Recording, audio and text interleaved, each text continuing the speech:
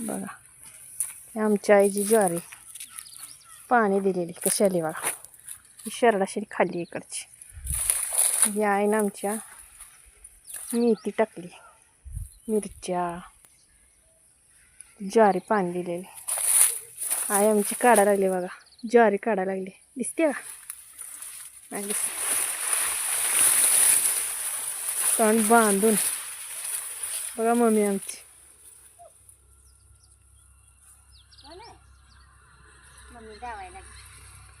कोण नाही. काय करायचं, कुठं पाठवायचं काय मम्मीचं काय करून. कशी बोलते बघा मम्मी आमची. कशी आली ज्वारी? सांगायला कमेंटमध्ये सांगा.